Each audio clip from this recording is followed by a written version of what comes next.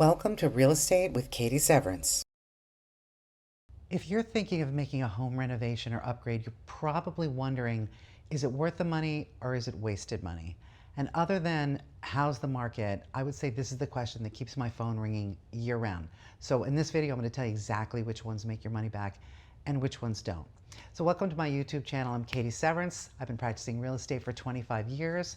I wrote The Complete Idiot's Guide to Selling Your Home and The Brilliant Home Buyer, and I've sold about $250 million in real estate. So please do hit like and subscribe for any real estate questions or comments you might have.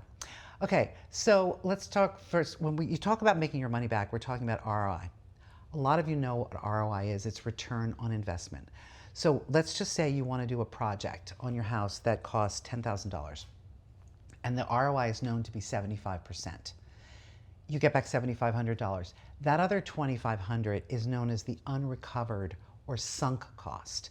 And that is money that you don't get back when you sell. Now, it improved the value of your home, but you won't make money back on the actual project. So when you go to sell, if you're doing it to sell, beware. So let's start with, there's only 4 that give you 100% ROI or more, and they will surprise you, and the other 6 will not. So the 4 that will give you 100% or more back on your money, number 1, you probably guessed, is paint. And that is obvious. That is so inexpensive, and it transforms a house, especially if you did it yourself. It's even less investment, and the return is amazing.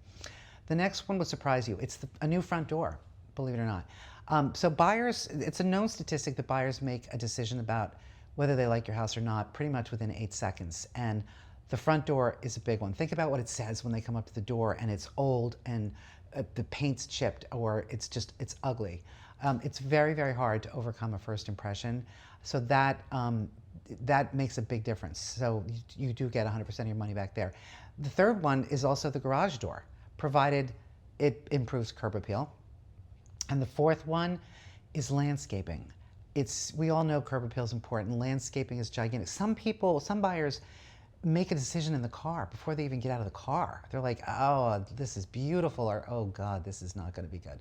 So landscaping, relative to how much you put into it, is a big one. So those are the 4 where you definitely get your money back. Now let's talk about what you don't get back. A luxury kitchen, okay? You only get 50 to 60% back on a luxury kitchen. So let's just say 55%, okay? And you spent $50,000, you're only getting back $27,500. Now, ironically, a mid-range kitchen, you get back more. You get back 70 to 80%. Same thing for a luxury bath. If you do a high-end luxury bath, it's only 50 to 60%, and a mid-range bath is more as well. It's 60 to 70%. So let's say you want to add a deck, okay? That's only 60 to 75%, and there's some good reasons for that. Materials for decks have gotten very expensive.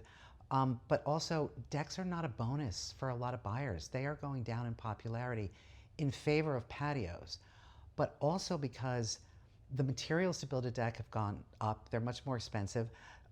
They eat up a lot of yard space. A lot of buyers want more room for gardening or just general recreation. If it's a cooler climate, there's a lot more maintenance, painting and restaining every year. And patios are lower barrier to entry. They cost less to install. They're beautiful. They don't take up as much space.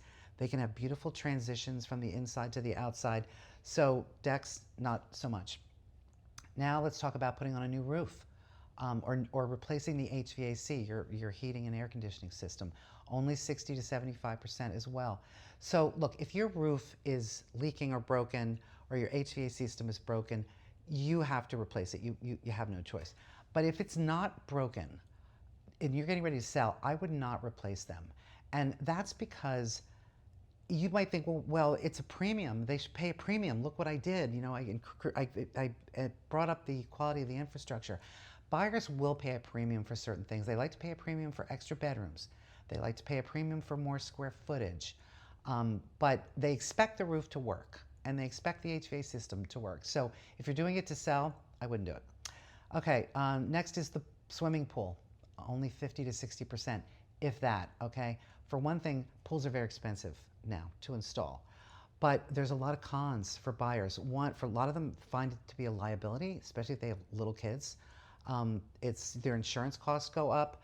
It eats up yard space, and if it's in a cooler climate, the maintenance, you have to open and close it twice a year.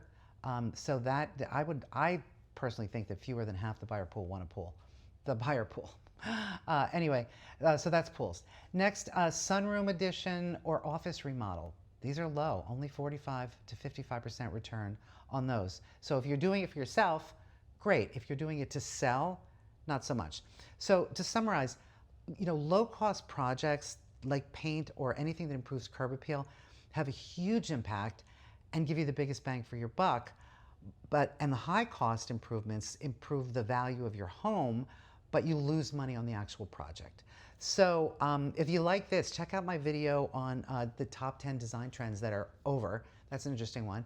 And thanks for visiting. I hope you'll hit like and subscribe, and I'll see you next time.